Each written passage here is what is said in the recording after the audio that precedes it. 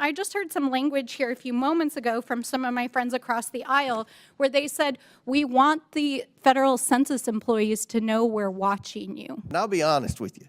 I didn't have confidence in the census the last time, and that wasn't under you, and that was in the Trump administration.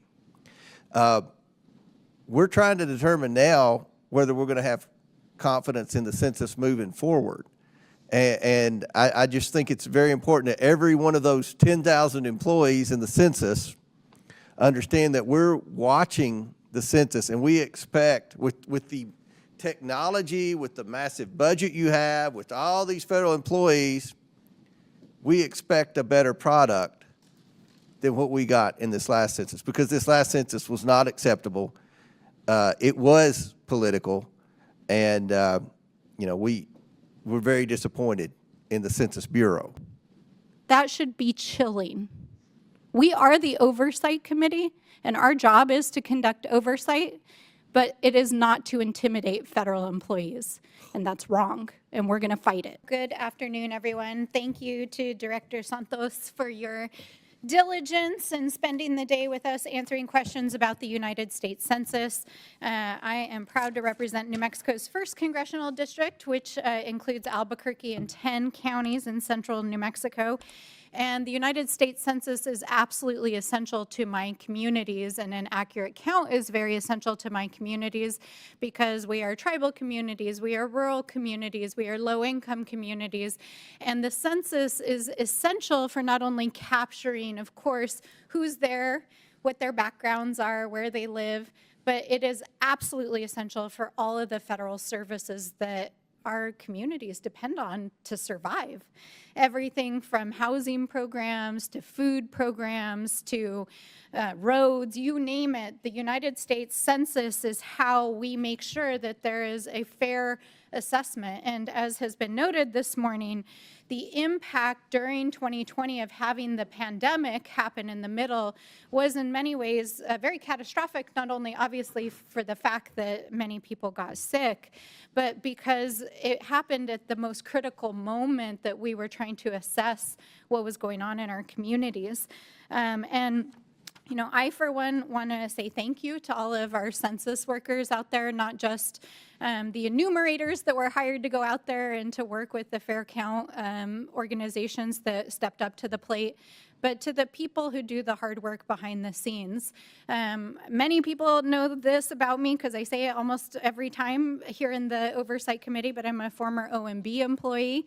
And OMB plays a critical role also in managing the census and making sure that the way in which we structure the census makes sense, reflects our most contemporary ideas about the purpose of the census.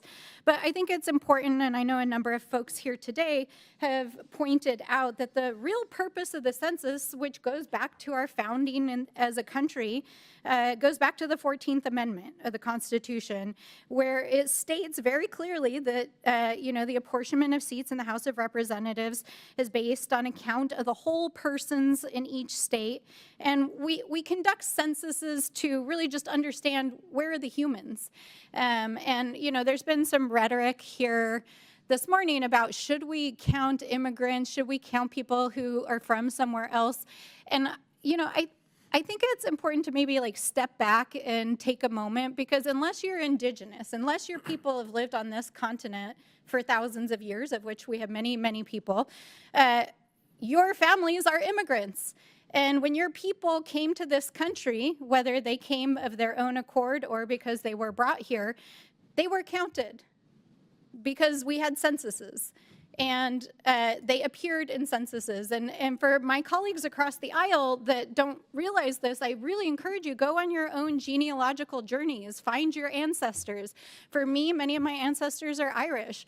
And, looking at the census records, it's amazing. You find your immigrant families born in Ireland in X county and came here in 1851. We do that. That is a record of the humans that are in this country and how they got here. So the arguments that we're hearing here this morning that immigrants should not be counted is un-American. It's literally un-American.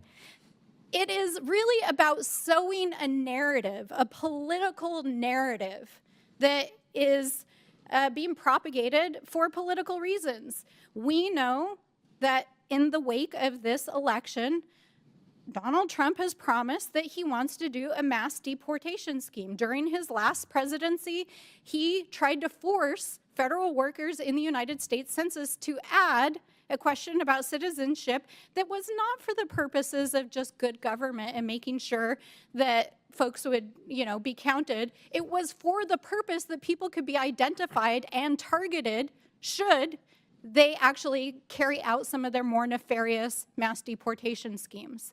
So I think it's really important that people understand this is not good government arguments. This is based on a political desire, one, to identify immigrants in a time and a place when immigrants are being targeted by the incoming election and the incoming administration, and that they're talking about transforming the federal government.